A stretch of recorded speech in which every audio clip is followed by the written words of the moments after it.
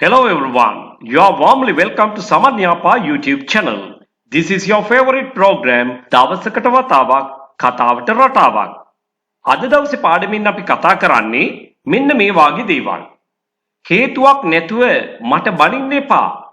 හේතුවක් නැතුව එහෙම කියන්න එපා. හේතුවක් නැතුව ඔයාව අයින් කරන්න බෑ.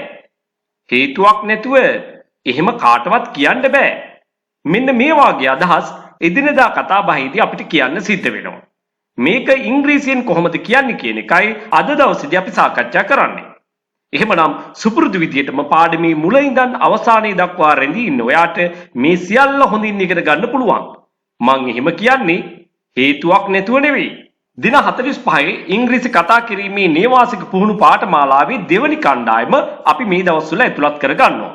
පාඨමාලාව ආරම්භ කරන්නේ අප්‍රේල් 20.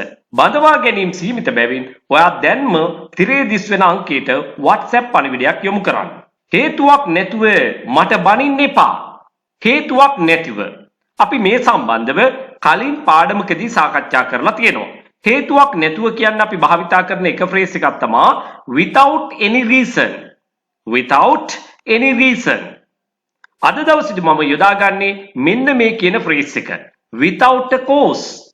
Without a cause. CAUSE cause කියන්නේ හේතු වෙනවා. හේතුව කියන අර්ථ දෙක සඳහාම භාවිතා කරන පදයක්. COURSE cause පාඨමාලාව වැනි අදහස් ගෙන දෙන වචනයක්. ඒ වගේම COARSE cause කියන්නේ ගොරහැඩි ගොරෝසු කියන අර්ථය ගෙන දීම සඳහා පාවිච්චි කරන තවත් වචනයක්. එහෙමනම් ඒ පිළිබඳව අවබෝධයත් සමගින් නැවතත් පාඩමට අපි යමු. Without a cause. හේතුවක් නැතිව. ඔයා මුලින්ම පාඩම් කරගන්න ඕනේ මෙන්න මේ කියන ෆ්‍රේස් එක. Without a cause. හේතුවක් නැතුව. Don't scold me without a cause. Or else you can say don't blame me without a cause. හේතුවක් නැතුව මට බනින්න එපා. Don't scold me without a cause. හේතුවක් නැතුව මට බනින්න එපා. කරුණා කරලා හේතුවක් නැතුව මට බනින්න එපා. Please don't scold me without a cause. Please don't scold me without a cause. එයා උදේ ඉඳන් අඬනවා හේතුවක් නැතිව. Since morning she's been crying without a cause. Since morning she's been crying without a cause. Since morning she's been crying without a cause. එයා ආපහු ගෙදර ආපු වෙලාවේ ඉඳන් අඬනවා හේතුවක් නැතිව. එයා ආපහු ගෙදර ආපු වෙලාවේ ඉඳන් අඬනවා හේතුවක් නැතිව. She's been crying without a cause. She's been crying without a cause. එයා හේතුවක් නැතුව අඬමින් ඉන්නවා. Since the time වෙලාවේ සිට කොයි වෙලාවේද? She came back home. ඇය නිවසට ආපු වෙලාවේ ඉඳන් අඬමින් ඉන්නවා හේතුවක් නැතිව. එයා ආපහු ගෙදර ආපු වෙලාවේ ඉඳන් අඬනවා හේතුවක් නැතුව. She's been crying without a cause since the time she came back home. එයා උදේ ඉඳන් අපිට බනිනවා හේතුවක් නැතිව. එයා උදේ ඉඳන් අපිට බනිනවා හේතුවක් නැතිව. Since morning she's been scolding us without a cause. Since morning she's been scolding us without a cause. Since morning she's been scolding us without a cause. හේතුවක් නැතුව කාටවත් බනින එක හොඳ නෑ. හේතුවක් නැතිව කාටවත් බනින එක හොඳ නෑ. It's no good. අන්න එතනදී අපි භාවිතා කරන පැටර්න් එක තමයි it's no good. It's no good to scold anyone without a cause. It's no good to blame anyone without a cause. Scold වෙනුවට blame කියන පදයක් භාවිතා කරන්න පුළුවන්. It's no good to scold anyone without a cause. හේතුවක් නැතිව එහෙම කරන එක හොඳ නෑ. හේතුවක් නැතුව එහෙම කරන එක හොඳ නෑ. It's no good to do so without a cause. It's no good to do so without a cause.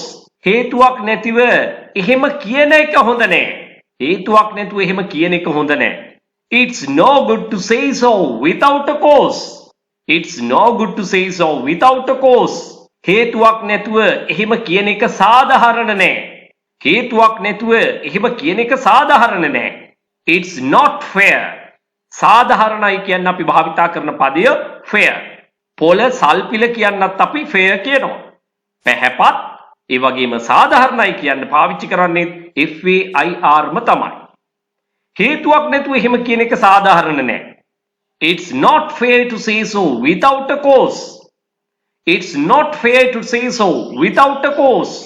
හේතුවක් නැතුව එහෙම කියන එක අසාධාරණයි. It's unfair. It's unfair to say so without a cause. It's unfair to say so without a cause. හේතුවක් නැතුව එහෙම කියන එක අසාධාරණයි. It's unfair to say so without a cause. හේතුවක් නැතුව ඔයාව අස් කරන්න කාටවත් බෑ. හේතුවක් නැතුව ඔයාව දොට්ට දාන්න කාටවත් බෑ. අපි ඒ විදිහටත් කියනවා. අස් කරනවා, දොට්ට දානවා, ඉවත් කරනවට අපි කියනවා dismiss කියලා. No one can dismiss. කිසිවෙකුට බෑ අස් කරන්න. You ඔබව without a cause. හේතුවක් නැතුව. No one can dismiss you without a cause. හේතුවක් නැතුව එහෙම කරන්න කාටවත් බෑ. No one can. කාටවත් බෑ. No one can do so. එහෙම කරන්න කාටවත් බෑ. Without a cause. හේතුවක් නැතුව. හේතුවක් නැතුව එහෙම කරන්න කාටවත් බෑ. No one can do so without a cause. හේතුවක් නැතුව එහෙම කියන්න කාටවත් බෑ. No one can say so without a cause. No one can say so without a cause. හේතුවක් නැතිව එයා කවදාවත් එහෙම කියන්නේ නැහැ. හේතුවක් නැතුව එයා කවදාවත් එහෙම කියන්නේ නැහැ. He or she. ඔය විදිහට වාක්‍ය ආරම්භ කරනවා අපි. He never says so without a cause. She never says so without a cause. ඇය කවදාවත් එහෙම කියන්නේ නැහැ. ඔහු කවදාවත් එහෙම කියන්නේ නැහැ. හේතුවක් නැතිව. He never says so without a cause. හේතුවක් නැතුව මට බැන්නා. හේතුවක් නැතුව මට බැන්නා. සමහරු එහෙමත් කියනවා. එතනදී අපි පාවිච්චි කරන්න ඕනේ passive voice එක. කර්මකාරක වාක්‍ය රටාව. I was scolded. මට බැන්නා. I was scolded without a cause. I was scolded without a cause. හේතුවක් නැතුව මට බැන්නා. I was scolded without a cause. එතකොට අපි කොහොමද කියන්නේ? හේතුවක් නැතුව මට ගැහුවා. ඒක කොහොමද කියන්නේ? සාමාන්‍යයෙන් ඔය දරුවෝ දෙන්නෙක් පාසල් යන වයසේ දරුවෝ දෙන්නෙක් සාමාන්‍යයෙන් ඔය බැන ගන්නවා ගහ ගන්නකොට අපි හිට් කියන වචනේ පාවිච්චි කරනවා. නමුත් මැරයන් විසින් අපිට ගහපුවාම ඒක හිට් කියලා පටු කරන්න බෑ. අපි එතනදි භාවිතා කරන්න ඕන ක්‍රියාපදේ තමයි assault. ASSAULT. නමුත් මෙතනදී අපි ඒකේ past participle form එක පාවිච්චි කරන්න වෙනවා. හේතුව මේක කර්මකාරක වාක්‍ය රටාවක්. passive voice වාක්‍යයක්.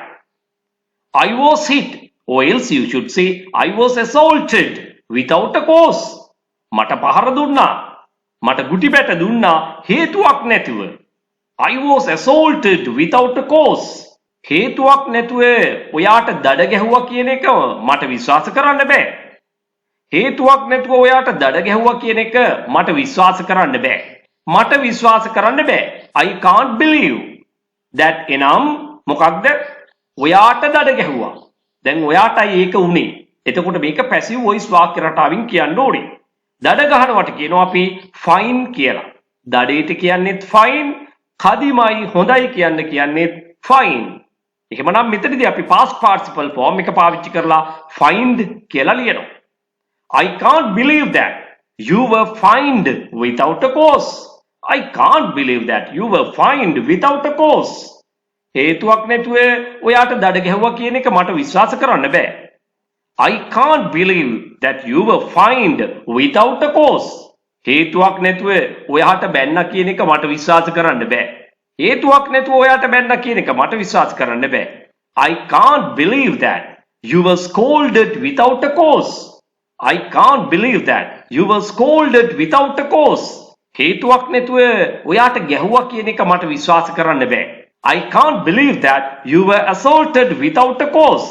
I can't believe that you were assaulted without a cause. I can't believe that you were assaulted without a cause. හේතුවක් නැතුව එයා කවදාකවත් ඒ වාගේ දෙයක් කියන්නේ නැහැ. හේතුවක් නැතුව එයා කවදාවත් ඒ වාගේ දෙයක් කියන්නේ නැහැ. He never says such a thing without a cause. He never says such a thing without a cause. She never says such a thing without a cause. ඇය කවදාවත් හේතුවක් නැතුව එහෙම දෙයක් කියන්නේ නැහැ. She never says such a thing without a cause. හේතුවක් නැතුව එයා කවදාවත් එහෙම දෙයක් කරන්නේ නැහැ. He never does such a thing without a cause. She never does such a thing without a cause. හොඳයි. මෙන්න මේ විදිහට ඔයාගේම වාක්‍ය නිර්මාණය කරගනිමින් පුරුදු පුහුණුවීම් කරමින් ඔයාගේ කතාවට එකතු කරගන්න. ඔයාට මගේ ඔන්ලයින් ක්ලාසස් ඒ වගේම නේවාසික පුහුණු කඳවුරු පිළිබඳව දැනගන්න අවශ්‍ය නම් මෙන්න මේකටත් සමන් දෙන්න අමතක කරන්න එපා.